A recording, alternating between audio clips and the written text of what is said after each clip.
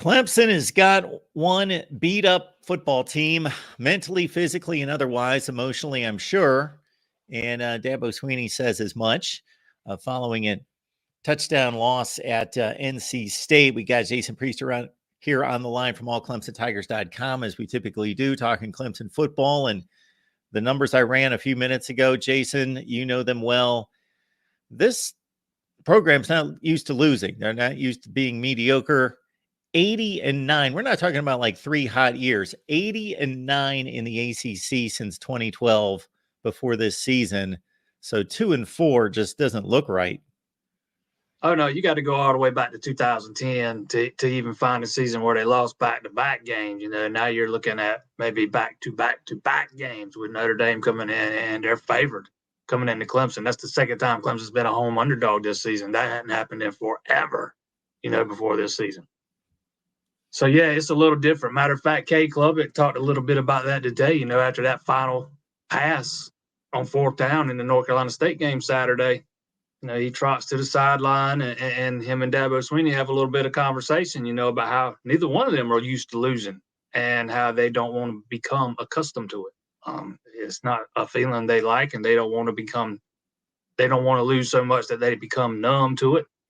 But right now, man, I have a hard time finding another win on this schedule for Clemson the way they're playing right now, even against Georgia Tech, because Georgia Tech's playing good football right now, and Clemson's not. The defense is fine, absolutely. The defense gives you a shot to win every week. Outside of 2 plays, I think they held North Carolina State to 80 total yards and like 14 yards rushing. Defense gives up 17 points. You should win that game against North Carolina State 99% of the time. It's the offense. It's hard to watch. And, we're sitting there at halftime Saturday. It's 10-7. North Carolina State's leading. We're in Raleigh, mind you, a North Carolina State home game. Half the place empties out at halftime. I'm not talking about Clemson. I'm talking about North Carolina State fans, man. It was just a hard-to-watch football game. Clemson's offense has been hard to watch going on 3 weeks now. It is indescribable how far the mighty have fallen. So why don't we stay with the positive portion of this, because not that there aren't any issues with the defense. Of course, they can play better, but you mentioned that they are pretty rock solid. I'm looking at number 6 in the nation defensively, number 8 against yards per play. Maybe not getting quite as many turnovers as they could get, but any fault on the defense, of course, they're going to give up yards and plays and touchdowns. Everybody does, but do you see any fixes that are needed on that side of the ball? No, I think the defense has pretty much been solid for the most part. There's a couple of times that they've kind of gone to 3-man rushes, and I'm wondering why. They're rushing 3 and dropping 8 into covers. But the Florida State game right before halftime comes to mind. They did it again. I can't remember. Might have been in the Miami game at a certain point, and I was wondering why. But outside of that, the defense has been.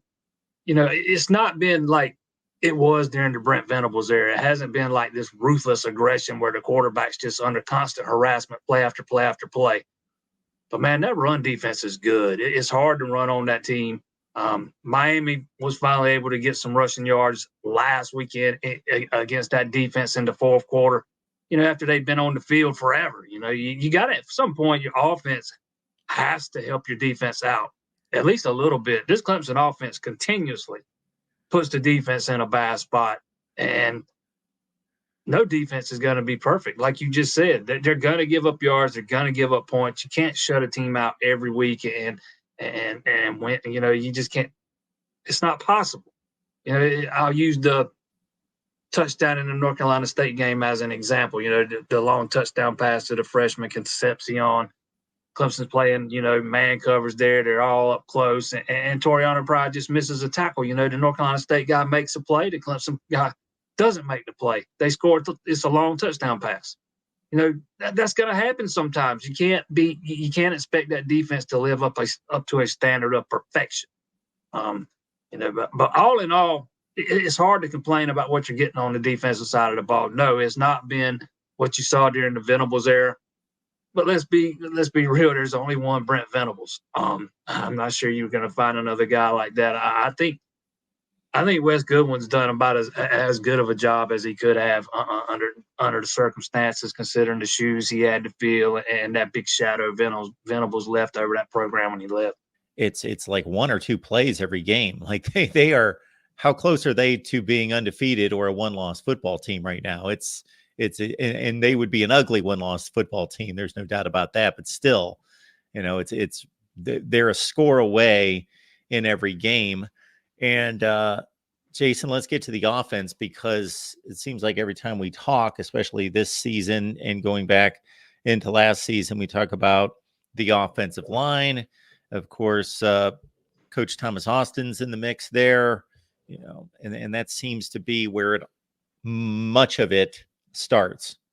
Yeah, that's where it starts for me. That offensive line has just been abysmal the last 4 games. It's just not been very good. Not seeing again, I think we said it last week. I didn't think they played terribly the first 4 games, Duke and the Charleston Southern, Florida Atlantic, and I thought they played well against Florida State. But since then, it has gone downhill, and it's gone downhill in a hurry.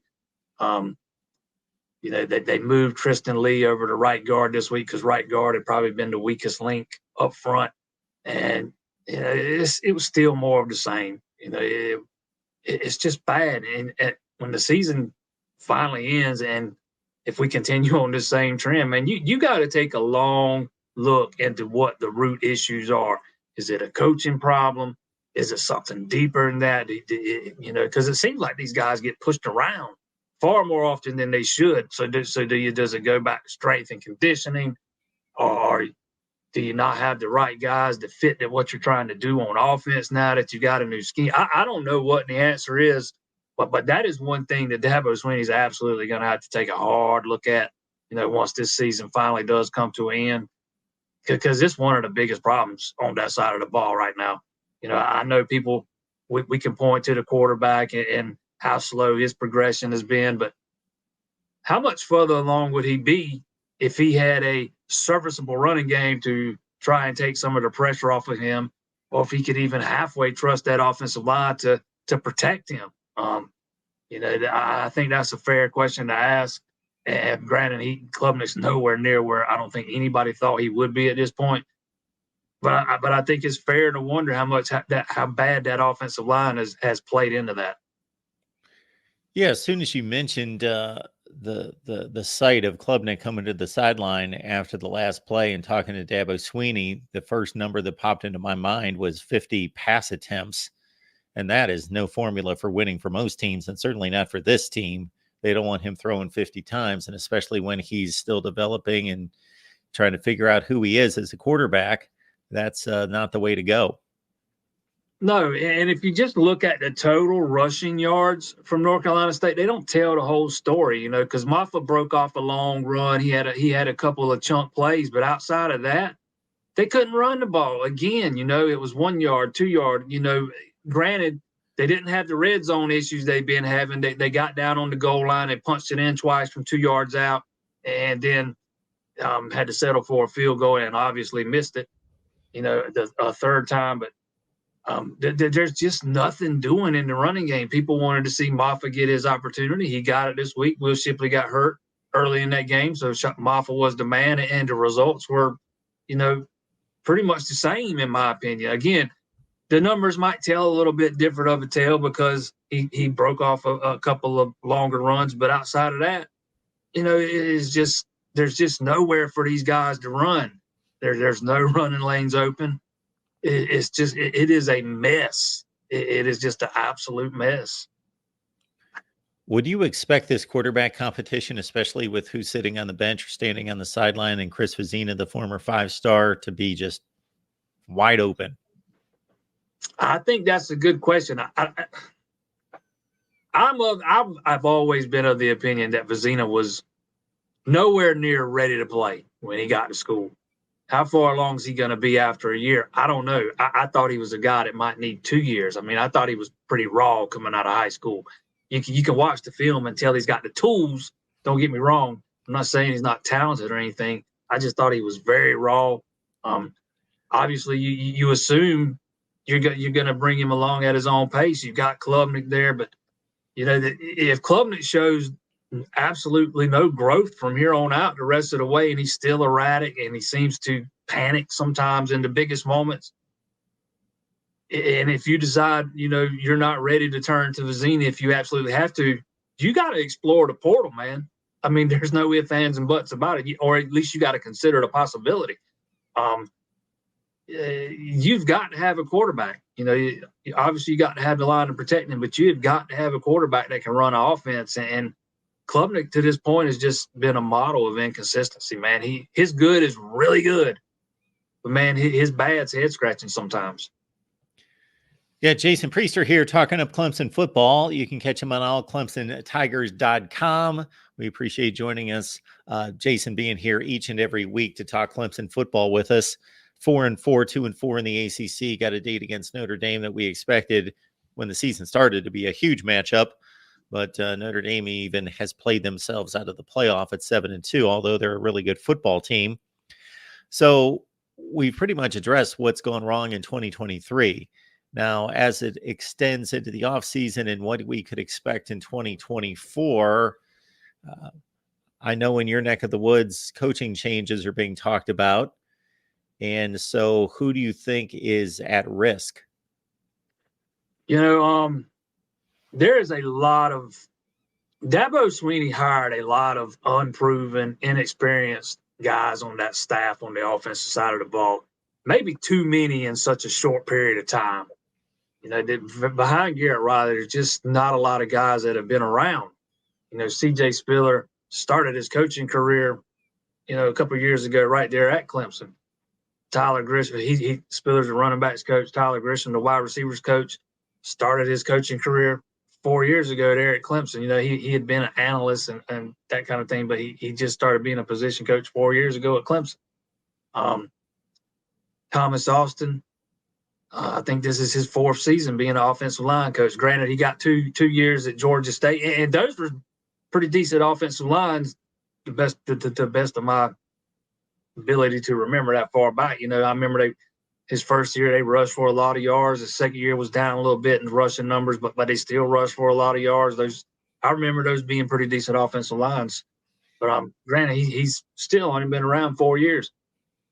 Kyle Richardson, who is the tight ends coach and the passing game coordinator, he's coached football for a long time, and he's been at Clemson for a long time now. But Dabo Swinney plucked him out of the high school ranks. He came from that Northwestern football program there in South Carolina, who was a powerhouse at the time, and he is considered a very, very bright offensive mind, and most of his peers could think very highly of him. But there's not a lot of experience outside of being assistants at Clemson. They kind of see things, in my opinion, they see things the way they've always been done at Clemson. They don't have outside experience to lean on, is what I'm trying to say. It's not so bad on the defensive side of the ball. Really, the offense is where the glaring issues are. But, I don't know that anybody's safe, to be quite honest. I mean, it's been pretty well publicized that Dabo Swinney had a kind of a come-to-Jesus meeting with those guys, all of them, after the Orange Bowl last season, and, told them that this was going to be a big year. It got very heated from my understanding. If my memory serves, this was before he even fired Brandon Streeter. He comes back and fires Brandon Streeter right after that. So I think all those. I think all of them are probably coaching for their jobs right now. I saw one of the analysts after the game Saturday night. This is right after the game, and he's just sitting outside the locker room, just staring at the wall, man. And it's like they don't have the answers. Most of those guys on that staff, they've grown up. Their coaching careers, they've grown up coaching at Clemson. Again, they don't have a lot of outside experience to lean on when things go wrong. And I think Dabo maybe hiring a bunch of guys with so little experience is kind of coming back to bite him right now. Garrett Riley was the guy that was supposed to make a big difference. A lot of attention given to him. We talk about it all the time. In my estimation, play calling is overrated.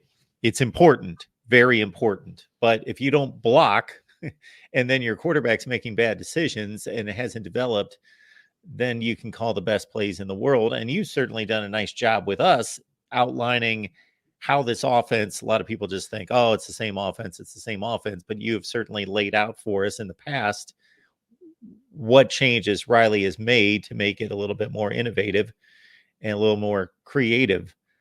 But again, you got to block people up front, and your quarterback has to make the right decisions. Yeah, I mean, last time we heard from Garrett Riley, it used to be we would hear from the offensive coordinators after every game and then on Mondays, every week. This year, Dabo Sweeney changed that. We got them. We only get them 4 times throughout the entire season. I think we have not heard from Garrett Riley. I think it was the bye week, going into the bye week, maybe right after the Wake Forest game. And he pretty much flat out said, he was asked why the offense doesn't look like his offense at TCU. And he basically flat out said, personnel. He does not have the same personnel. He kind of pointed to the experienced quarterback he had at TCU. Clemson does not have a boundary receiver that scares anybody. Bo Collins is solid, but he's not that elite guy, Matter of fact, in this past game, he had one great catch. He had one big-time drop, and then he had one critical penalty on a 3rd down conversion that brought the ball back and pinned them way behind the sticks on the opening drive when it looked like they were starting to gain a little bit of momentum. So they don't have that, and he does not have the running game that he had at TCU last year. So I asked him myself if he thought inexperience at key spots was kind of hindering the process, but he really wasn't having any of that. He didn't want to hear that. So he was pointed again to personnel. You just got to grow those guys up, man. But like you said, if you can't block, that's where it starts and stops. If you can't block, there's not a lot you can do. And I had somebody telling me yesterday if they went with 2-back sets and they ran jet sweeps and rolled the pocket. Man, these offensive linemen are slow to pull on running plays. You want to roll the pocket. Yeah, I don't know that's going to work, and you can't run a jet sweep every play. And even when you do, you got to get serviceable blocking from your guys out on the perimeter. And that is certainly not these wide receivers' strong suit at this point. Seems like every time they get something going out on the perimeter, one of those wide receivers gets called for a hold or something. So, I mean, I don't know how much that's going to help you anyways. It's just there's not a lot going right for Garrett Riley here in his first season. And I'm not one that digs too far into play calling, because we talked about it before. You never know what a guy's thinking. He's trying, that coordinator's trying to think 2, 3, 4 plays ahead, what he's going to do here, what he's going to do there. And, anybody that thinks Garrett Riley's not calling the plays, I sat there and watched Dabo Sweeney in the second half yesterday or Saturday.